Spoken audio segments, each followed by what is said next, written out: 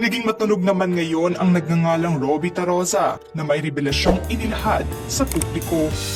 Tunay na pagkatao at ano siya sa buhay ni Francis Magalona. Formal naman niyang ipinakilala ang kanyang sarili sa publiko at inilahad ang ugnayan nito sa namayapang OPM icon.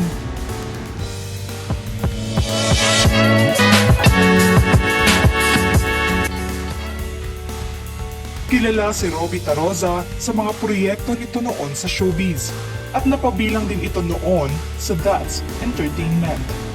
Ilan lamang sa mga tumatak na proyekto nito ay ang Naughty Boys kung saan nakasama niya sina Romnick Sarmenta, Jojo Alihar at Michael Locsin. Naging matagumpay naman noon ang karera nito sa pag-aartista. Nagkalaunay naging creative director na rin ito kung saan gumawa na ito ng mga kilalang ads sa loob at labas ng bansa at kinilalang isa sa mga highest paid creative director in Asia. Sa ngayon ay nakabase na ito sa Amerika. Kaya hindi napigilang magbahagi ng revelasyon at impormasyon online ang dating actor model. Ayon sa kanya, una silang nagkita ni Francis M. sa pamamagitan na ng album producer nitong si Larry Scott taong 1992. Nagkasabayan naman sila noong araw ng namayapang OPM icon sa isang recording studio na pagmamay-ari ni Jose Marie Gonzalez at Cristina Romualdez. Kalaunay, naging magkaibigan sila matapos na pabalik-balik na silang nagkikita sa naturang recording studio. Taong 1999, nasimulan din nila na gumawa ng concert tour para na kay Kiko o Francis M. Aniya na mga panahong iyon ay hindi gaanong kumikita ang concert nito na alam naman ng namayapang OPM icon. Nasiyahan naman daw siya na sa kabila man na hindi gaanong kumikita ang concerts nito ay pinasalamatan naman daw siya ng kaibigan dahil isa ito sa mga tumulong upang mapagawa nito ang konstruksyon sa bahay ng OPM icon sa Antipolo. Tulad ng ibang kaibigan sa industriya, malimit na din ang kanilang pagkikita noon dahil nasa pagiging abala nila sa kanilang mga proyekto.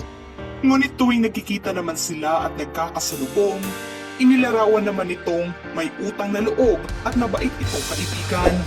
Pagdating naman ng 2007, nagkita silang muli nito sa Makati at dito na rin naikwento sa kanya ng namayapang OPM icon ang tungkol na kay Pia Arroyo Magalona at sa isang babaeng nakarelasyon umano nito.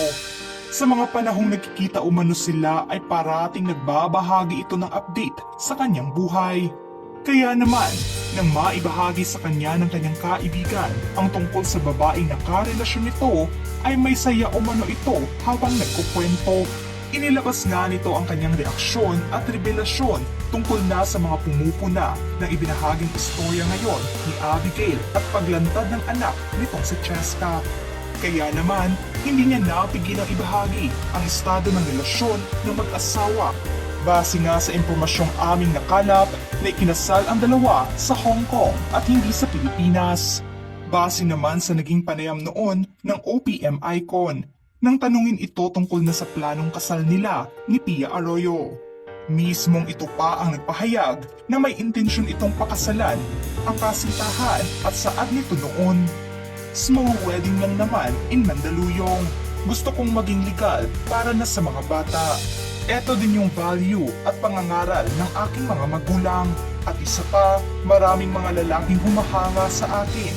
Kaya nais kong maging magandang modelo sa mga kabataan. Sa dagdag pa na pahayag ni Robbie Tarosa tungkol na sa issue ngayon sa pagitan na ni Pia Magalona at Abigail Wright. Nilinaw nitong hiwalay na umano si Francis M. kay Pia bago maging sila ni Abigail. Inilahad ng personal sa kanya ng kaibigan taong 2007 na hiwalay na sila ni Pia sa kadahilanan parati na umano silang nag-aaway. At humantong na sa puntong malabo na itong maayos at saksi umano siya sa madugong away ng dalawa. Inilahad pa ng OPM icon sa kanya na para lamang sa mga bata kaya napilitan siyang hindi iwan ang pamilya. At nais na talaga nitong humiwalay na sa puder ng kanyang asawa.